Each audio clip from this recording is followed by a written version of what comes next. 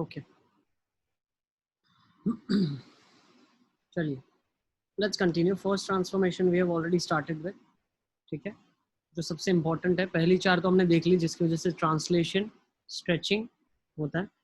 दूसरी जो अब हम ट्रांसफॉर्मेशंस देख रहे हैं उसकी वजह से क्या होगा, जो मॉड्यूलस आपको दिया हुआ है, तो पहला हमने देखा x की जगह मॉड x है, तो क्या करा हमने, नेगेटिव पार्ट x का इरेज कर दिया और उसका रिफ्लेक्शन ले लिया हमने पॉजिटिव पार्ट में।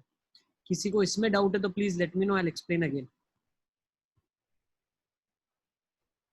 जैसे मैं 2-3 क्वेश्चंस करके दिखाता हूँ आपको। फॉर एग्जांपल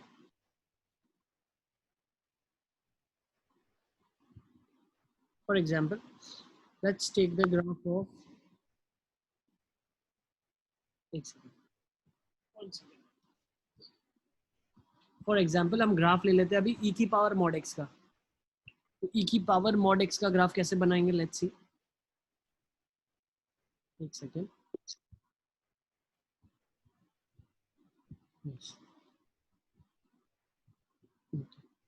e की पावर मॉड x का ग्राफ कैसे बनाएंगे, let's try to understand that. e raise to mod x लिखा है, तब e raise to mod x में मैं क्या करूंगा, पहले e की पावर x का ग्राफ बनाऊंगा। मैंने फर्स्ट स्टेप आपको बोला है e की पावर x का ग्राफ बनाइए आप। फिर मैंने आपको क्या बोला, erase the negative part of x। जो नेगेटिव पार्ट x का है वो इरेज करना है। क्यों, जो 1 पे आंसर आया वो -1 पे भी आएगा, जो 2 पे आया वो -2 पे भी आएगा। तो आप क्या करेंगे, नेगेटिव पार्ट x का इरेज कर देंगे और अब क्या करेंगे, पॉजिटिव पार्ट का रिफ्लेक्शन ले लेंगे, तो दिस विल बी दिस। तो अब ये जो ग्राफ बन गया पूरा, ये e की पावर मॉड x का ग्राफ बन गया पूरा का पूरा। ब्रो का बेटा कोई डाउट है इसमें आपको? हाँ, किसी को भी कोई डाउट है तो प्लीज लेट मी नो। चलो एक और graph ln of mod x बना लेते हैं। ln x का ग्राफ कैसे बनता है, ये बनता है ln x का। अब ln मॉड x का ग्राफ कैसे बनाऊंगा, नेगेटिव पार्ट इरेज करूंगा x का, पॉजिटिव का रिफ्लेक्शन लूंगा नेगेटिव में, बट यहाँ पे नेगेटिव तो है ही नहीं, नेगेटिव तो है ही नहीं, मतलब ग्राफ कैसे बनेगा, ऐसा बनेगा, देखो। So this complete will be the graph of ln of mod x. किसी को डाउट है इसमें तो please let me no. Sir ये लॉन वाला फिर से बताओ, लॉग वाला है ही नहीं तो इरेज भी कर दोगे तो कोई फर्क नहीं पड़ेगा। आपको क्या करना है, जो पॉजिटिव पार्ट का रिफ्लेक्शन है नेगेटिव में लेना है, मतलब इसका रिफ्लेक्शन लेना होता है पूरे का। इसका मतलब जो नेगेटिव वैल्यू भी डालेंगे तो रेंज तो वही आएगी। नेगेटिव डालेंगे रेंज वही आएगी, लेकिन डोमेन अब क्या हो जाएगा इसका, लॉग मॉड एक्स का, एक्स बिलोंगिंग टू r-0 सब चलेगा। हाँ सर, r-0 सही है ना? सर। और वो ऊपर वाले में सर जो e raise to the power x था, तो e raise to the power mod x में वो जो रेंज हो गई वो e जो 0 पे मतलब 1 से इंफिनिटी हो गई ना। बिल्कुल 1 से इंफिनिटी हो गई, समझ गए ना आप? तो हाँ सर, हमको समझ। ग्राफिकली हम जल्दी बता सकते हैं रेंज और वो सब चीजें, है ना? ऐसे ढूंढने जाएंगे e की पावर मॉड एक्स का रेंज क्या होगा तो थोड़ा दिक्कत हो जाएगी। ऐसे प्रॉब्लम तो नहीं आनी चाहिए। क्यों, मॉड एक्स की value x greater than 0, mod x मतलब 0 टू इन्फिनिटी, तो e की पावर में जब 0 टू इन्फिनिटी इनपुट में होगा तो रेंज क्या आएगी, 1 टू इन्फिनिटी, वो भी बता सकते हैं। बट ग्राफिकली आप बहुत अच्छी चीजें बता सकते हो, ठीक है? हाँ जैसे बहुत बार है ना ऐसा पूछते हैं, देखो मैं एग्जांपल बताता हूँ ये कहाँ पे हेल्प करता है। मान लो बोला ln of mod x is equal to e raise to x, how many solutions will be there, how many solutions?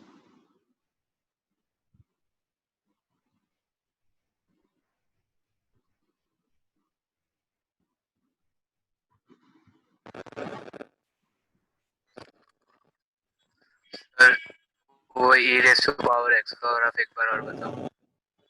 Erase कर दिया नेगेटिव पार्ट को बेटा, नेगेटिव पार्ट इरेज करा और पॉजिटिव का रिफ्लेक्शन लिया। और नेगेटिव इरेज करा मतलब क्या, ये वाला इरेज कर दिया, सिर्फ पॉजिटिव रहा, तो इस पूरे का रिफ्लेक्शन लिया हमने, ठीक है? सही है।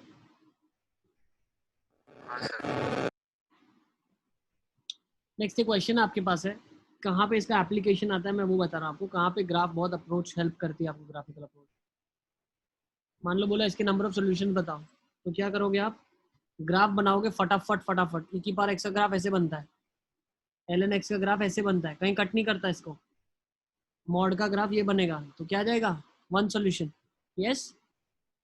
How many solutions are there? One solution. Is it clear? Sir mod of x का ग्राफ ऐसे कैसे रहेगा? हाँ क्या? मॉड ऑफ एक्स का ग्राफ ऐसा क्यों बनाया? ये बताया ना मैंने, इरेज कर दिया नेगेटिव पार्ट ऑफ ln, वो तो नेगेटिव में कुछ है ही नहीं, और पॉजिटिव का रिफ्लेक्शन ले लिया। अरे आप लोग ऐसा वैसा क्यों, समझो ना, इसको लिखा हुआ है ना, erase negative part take reflection of positive in negative, क्यों करते वो भी समझा दिया। 1 पे वही आंसर आएगा जो -1 पे आएगा, तो नेगेटिव का तो कोई अस्तित्व ही नहीं है, नेगेटिव का कोई अस्तित्व रह ही नहीं गया। अब जो पॉजिटिव देगा वही नेगेटिव दे देगा सेम, ठीक है ना। तो बस आपको सिर्फ याद रखना है, x की जगह mod x अगर ट्रांसफॉर्मेशन होता है तो नेगेटिव इरेज करते हैं, पॉजिटिव का रिफ्लेक्शन लेते हैं।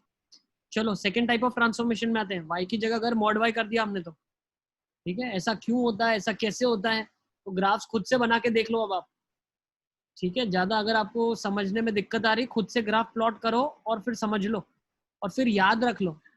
याद रखना सबसे ज्यादा इंपॉर्टेंट है, ठीक है। क्यों क्यों क्यों हमने 3-4 बार अपने आप से पूछा, हमें आंसर मिल गया ग्राफ बनाने के बाद, अब तो याद रखना पड़ेगा लेकिन, ठीक है। एग्जामिनेशन में आप ट्रायल एंड एरर नहीं करोगे, सोचने नहीं बैठोगे।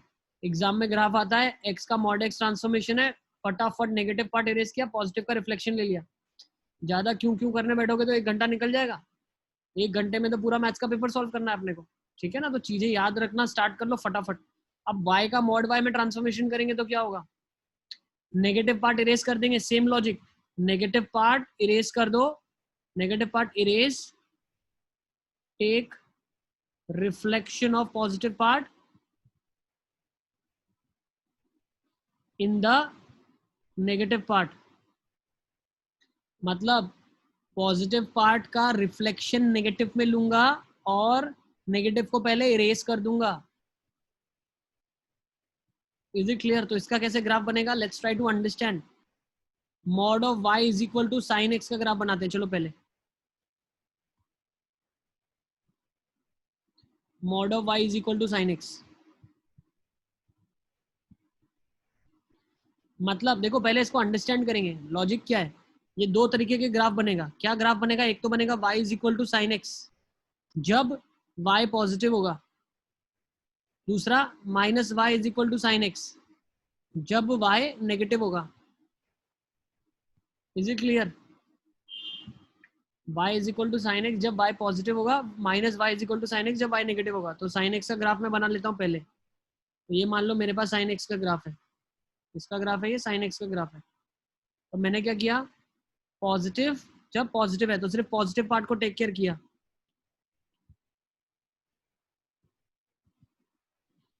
पॉजिटिव पार्ट का मतलब क्या है, इरेज कर देता हूँ नेगेटिव पार्ट को, इसको इरेज। और ये वाला फिर से समझाओ, कौन से वो लाइन ये y equals to mod y वाला। कुछ समझाना नहीं है इसमें, नेगेटिव पार्ट इरेज कर दो, पॉजिटिव का नेगेटिव में रिफ्लेक्शन ले लो। ऐसा क्यों हो रहा है अभी वो मैं बता रहा हूँ, करना क्या है वो समझ लो पहले। Erase negative part, take reflection of positive in the negative part, ठीक है। हाँ अब देखो इसका करना क्या है, मतलब क्या है, पहले यहाँ पे बना लेते हैं। साइन एक्स का ग्राफ बनाना है हमको, किसका, mod y equal to sine x. तो ये साइन एक्स का ग्राफ मैंने बना दिया पहले,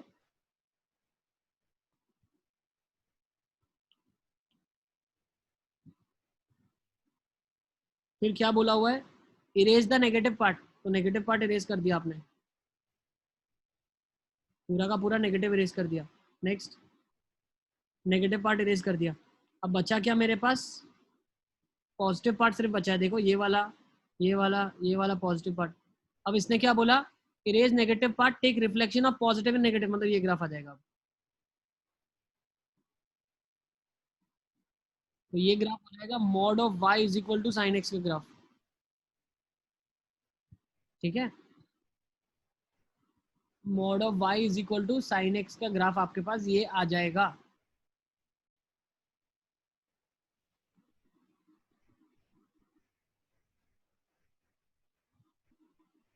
ठीक है, इसमें एक इंपॉर्टेंट नोट लिख लो। What is important note, these are not functions, these are not functions.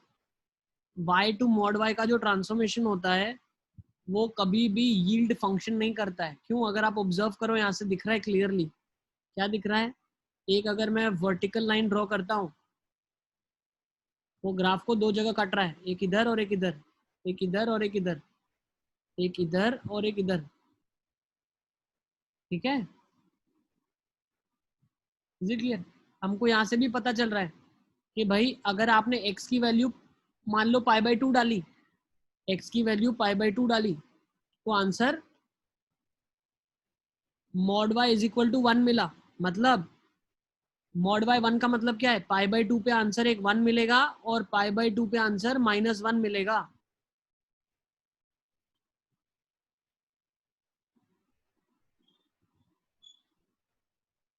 mod of y is equal to cosec x का ग्राफ सर कैसे बनेगा? बना लो आप, cosec x का ग्राफ बना लो, नेगेटिव इरेज कर दो, पॉजिटिव का रिफ्लेक्शन ले लो। रुका, बना लोगे ना आप?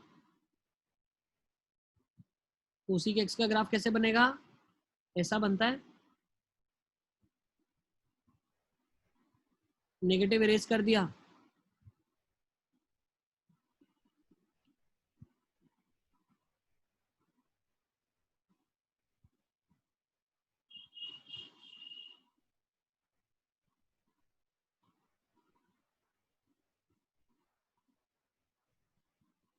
दिख रहा है? सबको समझ आ रहा है?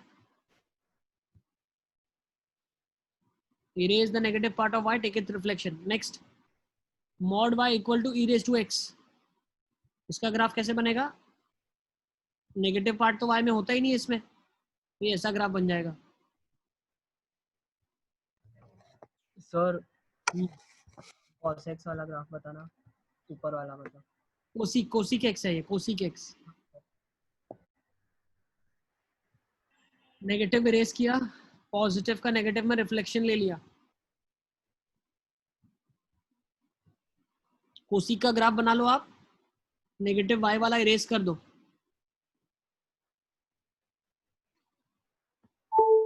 नेक्स्ट एक और ले लेते हैं, mod y equal to ln x, क्या हो जाएगा? देखो ये ग्राफ समझने में आपको हेल्प होगा काफी। ये ग्राफ होता है किसका? ln x का। मैंने क्या बोला? इरेज नेगेटिव पार्ट, तो नेगेटिव पार्ट इरेज कर देंगे हम लोग। नेक्स्ट पॉजिटिव का रिफ्लेक्शन, ये आ जाएगा graph. This will be the complete graph of mod y equal to ln x। Now you should appreciate, इसमें कौन सी वैल्यूज नहीं चलेगी डोमेन में। एक्चुअली तो ये फंक्शन ही नहीं है, तो इसके डोमेन और रेंज की बात ही नहीं होगी। ठीक है, फिर भी अगर कोई रिलेशन आपको पूछता है कि मान लो एक रिलेशन है ये, तो इसके रिलेशन का डोमेन क्या है? डोमेन में पॉजिटिव वैल्यूज ही जा रही है, सिर्फ 1 टू इन्फिनिटी वाली।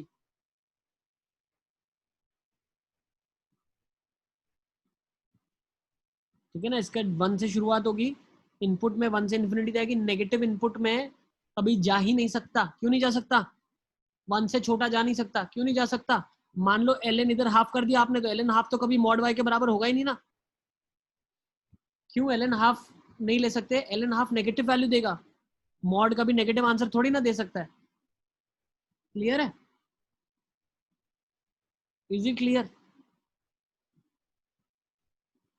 इसीलिए कभी नेगेटिव y के आंसर्स जो आते हैं उनको हटा देना है, पॉजिटिव का रिफ्लेक्शन ले लेना है। Third and last transformation, third and last, when I convert f of x to mod of f of x, this is different. fx को mod fx कर दिया। सर सारे ट्रिग्नोमेट्रिक फंक्शंस के ग्राफ डिसकंटिन्यूअस होंगे? बेटा ये फंक्शन ही नहीं रहा, अब ये फंक्शन ही नहीं है। This is not function any more, this is not function any more now, this is a relation, एक रिलेशन है, फंक्शन नहीं है अब।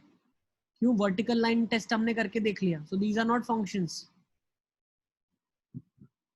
ओके, कंटिन्यूअस डिसकंटिन्यूअस की हम बात फंक्शंस में करते हैं। अब नेक्स्ट fx हो गया mod fx, fx हो गया mod fx, तो ट्रांसफॉर्मेशन क्या आएगा? तो इसमें हम क्या करेंगे? Erase negative part of y, erase negative part of y and take its reflection. Its reflection का मतलब क्या? नेगेटिव पार्ट ऑफ y का reflection, erase negative part of y and take its reflection in the positive part. मतलब हम क्या करना चाह रहे हैं, देखो मैं बता रहा हूँ, मॉड ऑफ साइन एक्स का ग्राफ बनाऊंगा सबसे पहले, जो आप अच्छे से बना सकते हैं। Mod of sine x will make the graph of mod of sine x. पहले मॉड साइन एक्स का ग्राफ बनाएंगे। तो ये क्या है, मेरे पास साइन एक्स का ग्राफ मैंने बना दिया। अब ये क्या बोल रहा है, erase the negative part of y and take its reflection in the positive part. y का ही रिफ्लेक्शन पॉजिटिव में लेना है, तो नेगेटिव पार्ट इरेज कर लेते हैं पहले हम।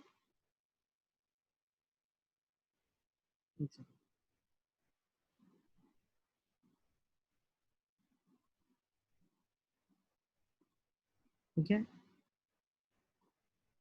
तो हमने नेगेटिव पार्ट इरेज कर दिया। अब इसका रिफ्लेक्शन ले लूंगा पॉजिटिव में, मतलब क्या होगा, ग्राफ ये बन जाएगा। देखो अब मैं बना रहा हूँ, नेगेटिव को इरेज किया लेकिन नेगेटिव का ही रिफ्लेक्शन लिया, पॉजिटिव को कुछ नहीं किया। Is it clear? लिख लो, erase negative part of y and take its reflection in the positive part. ठीक है, एग्जाम्पल एक और ले लेते हैं अच्छा वाला, मॉड ऑफ ln x ले लेते हैं मान लो, चलो बहुत काम आता है मॉड ऑफ ln x। तो ln x का ग्राफ बनाएंगे पहले।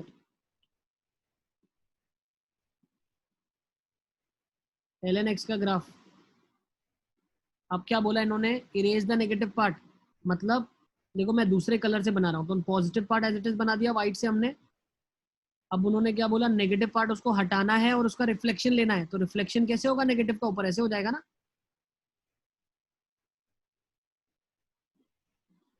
Yes, so white one is the graph of mod of ln x। white graph है आपका, वो mod ln x का ग्राफ है।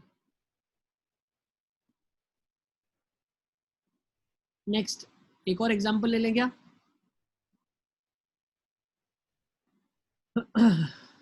मान लो mod of e raised to x बोल रहे हैं, तो mod of e raised to x क्या होगा, ये तो e raised to x ही बनेगा। क्यों?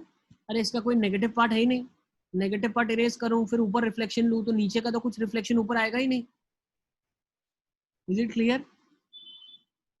अब एक और एग्जांपल ले लेते हैं, मान लो चलो एक और एग्जांपल, ln ऑफ मॉड के मॉड कर दिया, इसका ग्राफ बनाओ क्या होगा, चलो बताओ। मॉड तो ऑफ मॉड x का ग्राफ ऊपर बताओ, इसका ग्राफ ऊपर करो थोड़ा। हाँ बस, लिख लो ये सारे।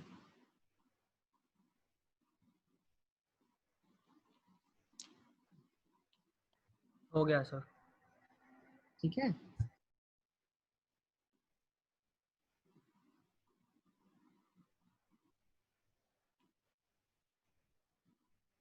देखो mod of ln of mod x के ग्राफ की हम बात कर रहे हैं, तो mod of ln of mod x का ग्राफ हम कैसे बनाएंगे। तो पहला ट्रांसफॉर्मेशन हम क्या करते हैं, ln x के अंदर ln ऑफ मॉड x करता हूँ, फिर क्या करता हूँ, mod of ln of mod x करता हूँ। तो पहले ln x का ग्राफ कैसे बनेगा, ऐसे बन जाएगा।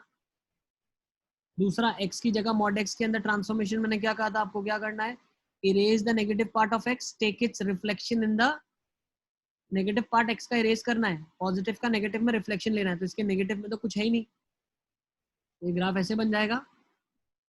Is it clear? फिर नेक्स्ट ट्रांसफॉर्मेशन मैंने क्या बोला था, मॉड ऑफ फंक्शन जब हम करते हैं तो नेगेटिव पार्ट इरेज करते हैं y का और उसका ऊपर रिफ्लेक्शन लेते हैं। तो ग्राफ क्या बनेगा, ये ऊपर रिफ्लेक्शन, ये इधर रिफ्लेक्शन। Is it clear? तो ये आपका ग्राफ बन जाएगा।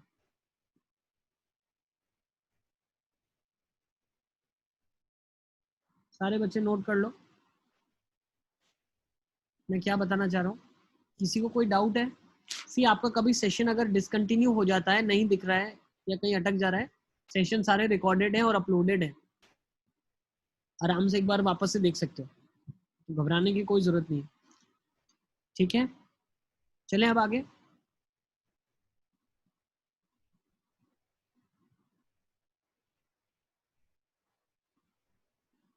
Mod of ln of mod x का ग्राफ क्लियर हो गया। अब इनवर्स के ग्राफ देख लेते हैं। इनवर्स जो लास्ट चीज है हमारे पास, इनवर्स के, एक्चुअली इनवर्स नहीं लिखना चाहिए, रेसिप्रोकल के ग्राफ देख लेते हैं। मुझे एक्चुअली इनवर्स नहीं लिखना चाहिए, ग्राफ ऑफ रेसिप्रोकल।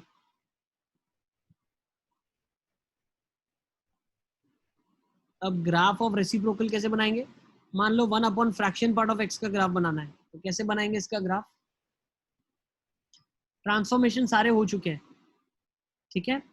पहले 4 ट्रांसफॉर्मेशन जो थे वो ट्रांसलेशन, स्ट्रेचिंग, ठीक है, और दूसरा जो था रिफ्लेक्शन वाले ग्राफ्स थे, ठीक है। और जो एक टाइप ऑफ ग्राफ हम ऑलरेडी कर चुके हैं वो अभी मैं डिस्कस फिर से नहीं कर रहा हूँ, वो कैसे हम इनवर्स का ग्राफ निकालते हैं गिवन फंक्शन से, 90 शिफ्ट रिफ्लेक्शन। क्लियर है? अब हम जो देख रहे हैं वो ग्राफ ऑफ रेसिप्रोकल देख रहे हैं, तो 1 अपॉन फ्रैक्शन पार्ट x का ग्राफ कैसे बनाएंगे? So let's draw the graph of fraction part x first. तो फ्रैक्शन पार्ट ऑफ x का ग्राफ बना लेते हैं, ये फ्रैक्शन पार्ट x का ग्राफ बनेगा।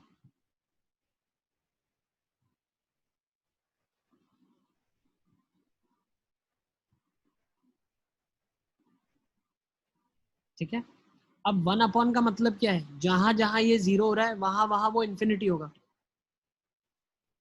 जहां जहां 0 हो रहा है वहां वहां इन्फिनिटी होगा। तो ग्राफ कहाँ पे इन्फिनिटी होगा? जहां पे फ्रैक्शन पार्ट 0 होता है, मतलब इंटीजर्स पे, तो ग्राफ ऐसे कुछ होगा। और ये फंक्शन इंक्रीजिंग है तो वो फंक्शन डिक्रीजिंग होगा, तो ये ग्राफ ऐसे बनेगा।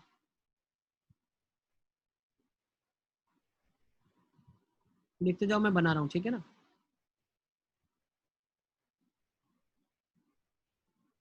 सर पर स्ट्रेट लाइन क्यों नहीं होगा? क्या होगा? Straight line? हाँ, क्यों नहीं होगा? लॉजिकल है ना, एक्स है, ये क्या ग्राफ है? 1 अपॉन एक्स होगा ना, 1 अपॉन एक्स स्ट्रेट लाइन होता है क्या? नहीं। फिर समझ गए कि नहीं समझे तुम? डेफिनेशन है तो भाई, fraction part of x opens as x for 0 x का value less than 1, so 1 upon fraction part of x will open as how much? 1 by x. Yes sir. Sure. This definition is x minus 1, this will open as 1 upon x minus 1. This definition is x minus 2, this will open as 1 upon x minus 2. Trivial. Yes. सही है कि नहीं है? और अगर तुम्हारे mind में ऐसा आ रहा है सर मुझे अगर स्ट्रेट लाइन बनाना है, तो तुम स्ट्रेट लाइन कैसे बनाओगे? ऐसी स्ट्रेट लाइन कैसे बनाओगे जो 0 से 1 के बीच में एक इन्फिनिटी पे आ जाए और नीचे आ जाए,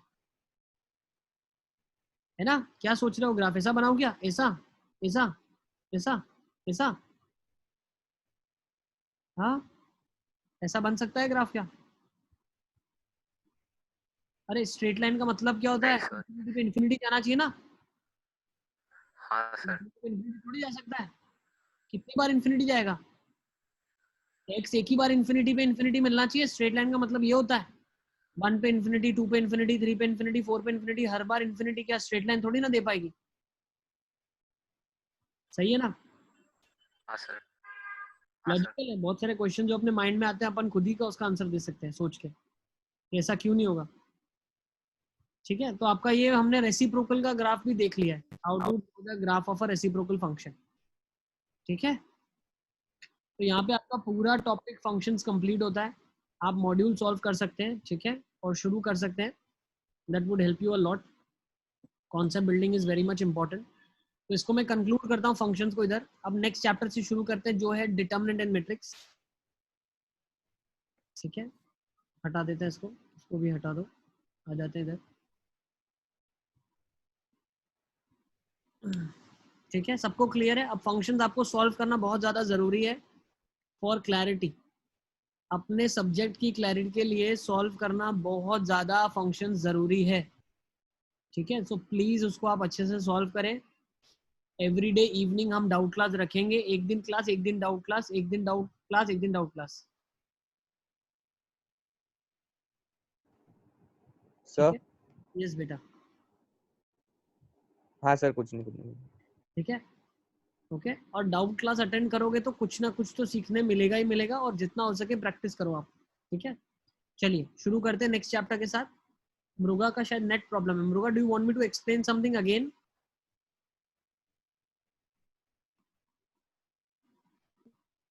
यस सर, वो रेसिप्रोकल वाला ग्राफ।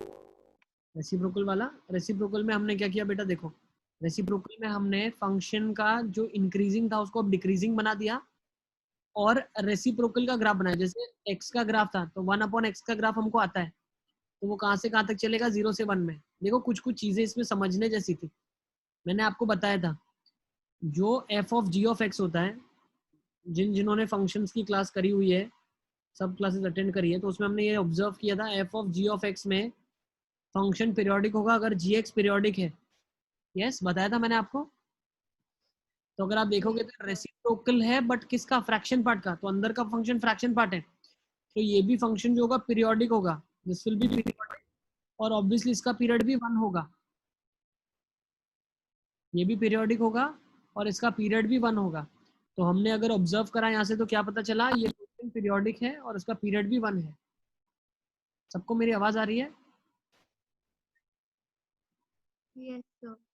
तो अब पीरियोडिक है और पीरियड 1 है, तो मैं क्या करूंगा यहाँ पे, मैं इसका 0 से 1 में ग्राफ ड्रॉ कर लूंगा और वही सब जगह रिपीट कराते हुए जाऊंगा। तो 0 से 1 में ग्राफ क्या सेटिस्फाई करवाना है? 1/x सेटिस्फाई करवाना है आपको। ठीक है, 0 से 1 में 1/x ड्रॉ करना है आपको और उसी को आपको फॉलो करना है। ठीक है, 1/x का ग्राफ बना दिया हमने और वही ग्राफ हर साइकिल में रिपीट करेंगे 1-1 के इंटरवल में। ठीक है, okay sir. So we have I guess 10 minutes more. एक बार देख लेते हैं, मैट्रिक्स से शुरू करते हैं, थोड़ा बहुत तो शुरू हो जाएगा। तो हम नए चैप्टर की तरफ चल रहे हैं। ये आपके 12th के सबसे इजी चैप्टर्स में आता है। ठीक है, एकदम इजी चैप्टर है, बहुत मजा आएगा पढ़ने में। 2 चीजें करनी है, फंक्शंस तो करना ही है, साथ साथ में इसको भी अभी करना है, जो मैं आपको होमवर्क दूंगा एटलीस्ट थोड़ा एनसीईआरटी करते रहोगे तो आपको चैप्टर में अंडरस्टैंडिंग बढ़ जाएगी। ठीक है, so let's start with the matrix. Actually matrix होता क्या है? सबको मेरी आवाज क्लियरली आ रही है?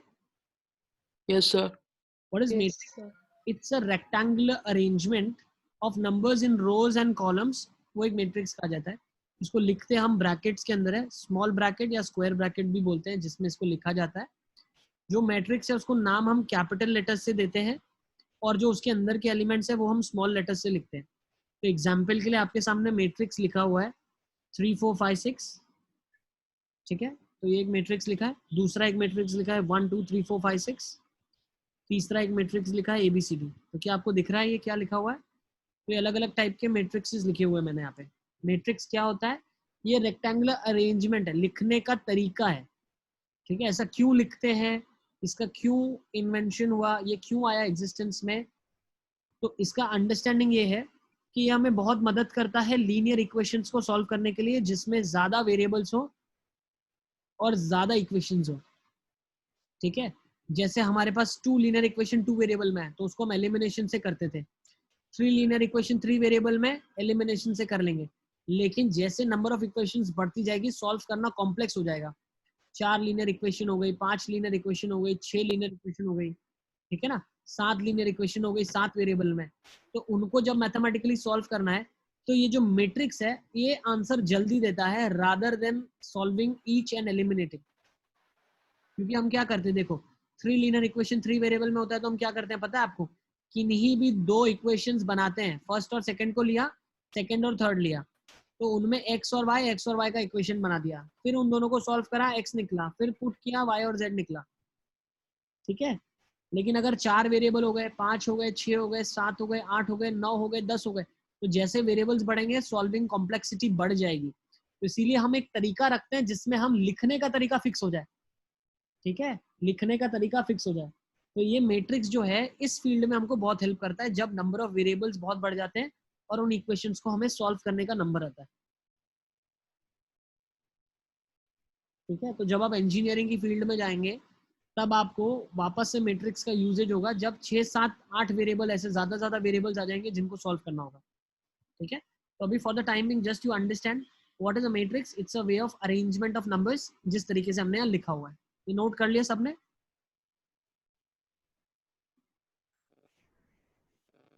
सर 1 मिनट नोट कर कर लो, लिख लो फटाफट लिख लो इसको।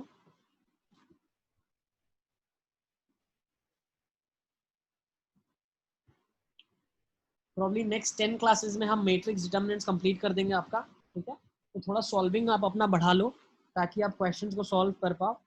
और I request everyone to attend the doubt classes as much as possible. ठीक है, अब आपकी स्कूल भी मॉर्निंग में हो गई है और प्रॉब्ली 12 o'clock तक स्कूल कंप्लीट हो जाएगी।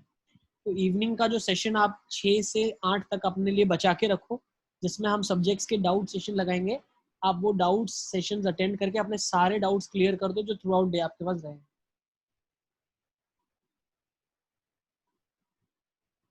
और फंक्शंस की ड्रिल एक एक क्वेश्चन वी विल डिस्कस, ठीक है, उसके बाद सिंगल करेक्ट भी डिस्कस करेंगे, तो आप सारा अच्छे से सॉल्व करो, ठीक है, जितना हो सके जल्दी जल्दी सॉल्व करो। और एक क्वेश्चन को 5 से 7 मिनट से ज्यादा मत दो, ऐसा मत करो कि 15 मिनट 20 मिनट तक आप ट्राई कर रहे हो नहीं हो रहा है, 2-3 मिनट दिया 5 मिनट दिया नहीं हो रहा है, मैं यहाँ पे अवेलेबल हूँ, फटाफट उसको हम नेक्स्ट क्लास में सॉल्व कर देंगे, आप सिर्फ ट्राई करके छोड़ दो, ट्राई करके छोड़ दो, ट्राई करके छोड़ दो, ठीक है। Is it clear? Yes, sir. But solving करो, ज्यादा करो, एक दिन में 4-4 5-5 ड्रिल खत्म करने की कोशिश करो। नेक्स्ट चलते हैं, आ जाओ। सेकेंड ऑर्डर, ड्रिल बड़ी है तो टाइम लग रहा है। हाँ ठीक है कोई बात नहीं, कॉन्सेप्ट बिल्ड अच्छा हो जाएगा, टाइम लग रहा है कोई बात नहीं, लेकिन जल्दी जल्दी करने की कोशिश करो। अगर एक लेवल तक आंसर आ जाता है तो उसको फिर वहां पे अगर लगता है कि हाँ यार यहाँ से आंसर आ गया, ठीक है छोड़ दिया उसको, ठीक है। हाँ ओके चलो अब नेक्स्ट टॉपिक देख लेते हैं, ऑर्डर ऑफ मैट्रिक्स। अब मैट्रिक्स के ऑर्डर का मतलब क्या है? एक मैट्रिक्स क्या है? वो अरेंजमेंट ऑफ नंबर्स है। अब इनको कुछ रो और कॉलम में मैं अरेंज करूंगा, तो लिखता कैसे हूँ देखो, A11 मतलब फर्स्ट रो का फर्स्ट एलिमेंट, A12 मतलब फर्स्ट रो का सेकंड एलिमेंट, A13 मतलब फर्स्ट रो का थर्ड एलिमेंट, और ये चलता हो जा रहा है A1n तक। 1n ये जो सबस्क्रिप्ट में लिखा है इसके नीचे सबस्क्रिप्ट में, ये क्या डिनोट करता है? 1n मतलब फर्स्ट रो है और n कॉलम का नंबर है ये, ठीक है। सिमिलरली AM1 AM2 AMN मतलब mth row first column, mth row second column, mth row nth column. तो ये नाम हमने करण ऐसे किया हुआ है ताकि हम देख के बता दें कि कौन सी रो और कौन सी कॉलम का ये एलिमेंट है। तो पूरे मैट्रिक्स को मैं ऐसे लिख सकता हूँ, देखो ब्रैकेट AIJ, वेयर बाहर जो लगाता हूँ ना मैं यहाँ पे, अगर आप ऑब्जर्व करो बाहर मैंने m क्रॉस n लगाया है। What do you mean by m cross n? मतलब ये बताना चाह रहा है कि इसके अंदर m रोज है और n कॉलम्स है मैट्रिक्स के अंदर, ठीक है, जिसमें m की वैल्यू 1 से लेके i। अब ये AIJ लिखा है, AIJ का मतलब क्या है? अगर i की जगह मैं 1 रखता हूँ और j की जगह 1 रखता हूँ तो फर्स्ट एलिमेंट मेरे पास आ जाता है। फिर i की जगह अगर मैं 2 रखता हूँ, j की जगह 1 रखता हूँ तो A21 आता है, जैसे सेकंड रो फर्स्ट कॉलम। ऐसे सारे एलिमेंट मेरे अंदर के स्केच हो जाएंगे सिर्फ इतना लिखने से। जैसे समेशन का शॉर्टकट होता था, पाई एक शॉर्टकट है, वैसे ही एक शॉर्टकट है AIJ m क्रॉस n, ठीक है। AIJ denotes element of ith row and jth column. अब हम मैट्रिक्स बनाना सीख लेंगे इसके बाद वाले स्टेप में, इसको लिख लें सब लोग।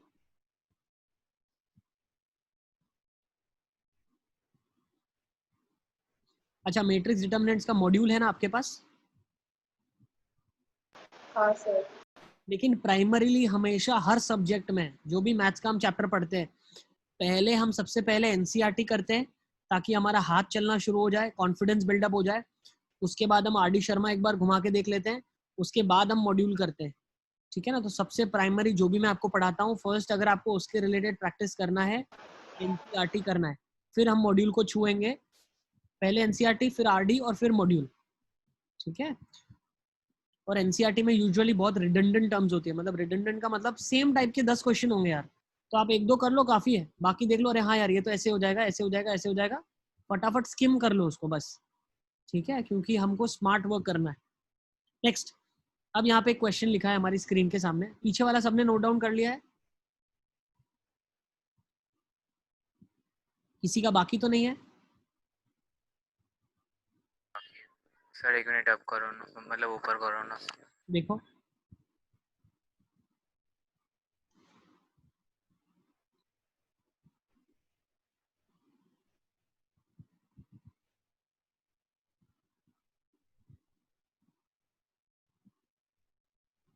सही है।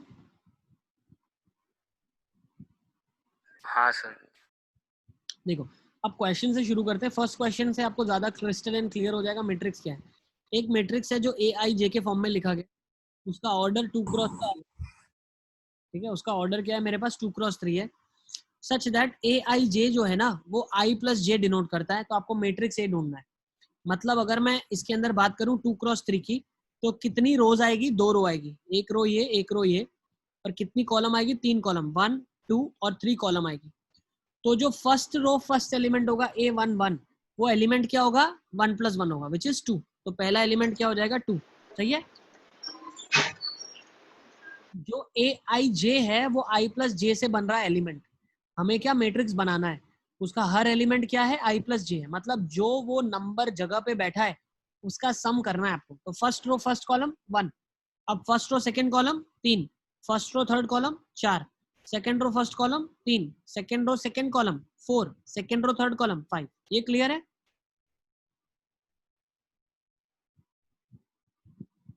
Is this clear?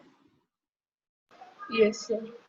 Aij is I + j, मतलब A11 क्या हो जाएगा 1 + 1, A12 क्या हो जाएगा 1 + 2, A13 क्या हो जाएगा 1 + 3, 13 मतलब फर्स्ट रो थर्ड कॉलम, तो ये जगह स्केच हो जाएगी। Is it clear? कंप्यूटर की तरह टक टक टक जगह फिल होती जाती है, पहले ये फिल करूंगा ये फिर ये होता है ना, I + 1 I + 2 इंक्रीज करते हैं I ++ ऐसे। मेथड का एक्चुअली डेवलपमेंट ही इसीलिए हुआ ताकि कंप्यूटर्स इसमें इजीली डेटा को फिल कर सके, और अगर 10 इक्वेशन 10 वेरिएबल में तो ह्यूमंस की जरूरत ना पड़े उसको सॉल्व करने के लिए। मैट्रिक्स हम इंसर्ट कर देते हैं कंप्यूटर में, कंप्यूटर खुद ही मैट्रिक्स सॉल्व कर लेता है, ठीक है। तो इसीलिए इसका इन्वेंशन ही इसीलिए हुआ मैट्रिक्स का, ताकि कंप्यूटर्स इक्वेशंस को सॉल्व कर पाए विदाउट ह्यूमन हेल्प, ठीक है। नेक्स्ट सेकंड देख लेते हैं। दिस इज लाइक एन अरे, yes you can say that, ठीक है। हम जब कोडिंग करेंगे ना तब कोडिंग में भी बहुत बार हम ऐसे करते हैं कि आपको 3x3 का मैट्रिक्स बनाना है, मैट्रिक्स मल्टीप्लिकेशन करना है, मैट्रिक्स का इनवर्स निकालना है। हम इंजीनियरिंग के फर्स्ट ईयर में सब करते थे, आप लोग शायद अभी करते होंगे, जब हमारे टाइम पे था हम ऐसा करते थे। Yes you do it in IP, that's good, yes, ठीक है। अब नेक्स्ट क्वेश्चन देखो, find the matrix of order 3x2 where Ij is I - 2j/3। So what do I mean over here, जो एलिमेंट A11 होगा वो क्या होगा 1 - 2/3, मतलब -1/3 होगा। क्या ऑर्डर है 3x2, मतलब इसके कितने रोज होंगे 3 रो होंगे, और कितने कॉलम होंगे 2 कॉलम होंगे। तो फटाफट बना लो इसको, चलो 3x2।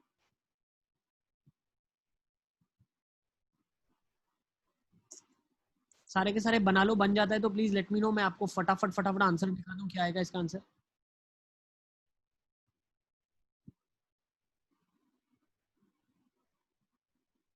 ठीक है, लास्ट क्वेश्चन है ये, इसके बाद वाले से क्वेश्चन है हम नेक्स्ट क्लास में डिस्कस करेंगे, ठीक है। Probably we are keeping a target of finishing determinant and matrix in 10 classes, so that we'll be now in level with all other batches which are currently going on for grade 12, ठीक है। तो second आप लोगों ने बना लिया है, सबने बना लिया। सेकंड का आंसर देख लो, आई गेस ये सेकंड का आंसर आना चाहिए -1/3 0 1/3 -1 -2/3 एंड -1/3, सबका आ रहा है?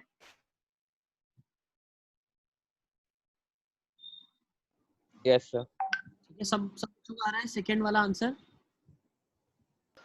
Yes, sir. ठीक है, तो आई गेस आप लोगों को एटलीस्ट मैट्रिक्स बनाना आ गया है। How do I right a matrix, how do I make a matrix. अब फॉर एग्जांपल थर्ड क्वेश्चन भी उठा लेते हैं।